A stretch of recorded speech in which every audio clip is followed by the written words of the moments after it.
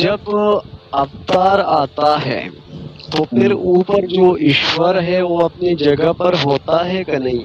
बिल्कुल होता अपनी जगह पे, उस पे कोई असर नहीं पड़ता उसका। वो चाहे तो एक क्या 10 अवतार भेज दे, 10 देवताओं से पैदा कर दे, वो सुप्रीम बीइंग है, सुप्रीम पावरफुल है वो। तो फिर वो कैसे, मतलब वो तो ईश्वर नहीं हो गया जो अवतार है? ईश्वर किसने कहा मेरे भाई? अवतार ईश्वर कैसे हो जाएगा भाई? अवतार तो पैदा होता है, इंसानी शक्ल लेता है या फिर दूसरे कोई मखलूक होता है, खाता है, पीता है, फिर मर जाता है, तो बोलो वो ईश्वर ही मर गया फिर उसके जाने के बाद। वो इंसान समझाने के लिए वैसे कह रहा हूँ, वहाँ पर ये इंसान है। जैसे कि हम कंट्रीज का वज़ीर-आज़म ले लें, उसने पीए और मिनिस्टर वगैरह को थोड़ी थोड़ी पावर दी है। ये उसकी वजह ये है कि जो प्राइम मिनिस्टर है वो सब कुछ खुद नहीं कर सकता कंट्रोल में, तो इसलिए उसने मतलब हर किसी को थोड़ा थोड़ा पावर दिया है। तो या तो अगर गॉड भी ऐसे अपनी तरीके से थोड़ा थोड़ा पावर देंगे तो फिर इसका मतलब ये है कि गॉड पावरफुल नहीं है।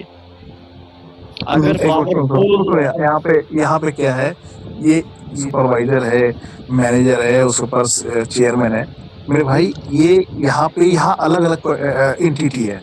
मैनेजर अलग है, वो उसका ताबे नहीं, मतलब वो ताबे है लेकिन उसके उससे कनेक्टेड नहीं है, मतलब ये अलग इंसान है, वो सुपरवाइजर अलग इंसान है।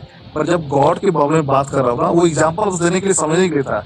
वहां जी पे जी जो सुपरवाइजर है, जो मैनेजर है ना, उस चेयरमैन से कनेक्टेड है, कोई थर्ड पार्टी नहीं है, कोई दूसरा इंसान नहीं आ गया वहां पे, वो उसी का है। पर उसका सिस्टम कहता है कि मैं अपने आप को एज ए देवताओं के फॉर्म, मल्टीपल देवताओं के फॉर्म में क्रिएट करके, अपने आप को क्रिएट मतलब कि मैनिफेस्ट करके वो क्रिएशन करता हूँ।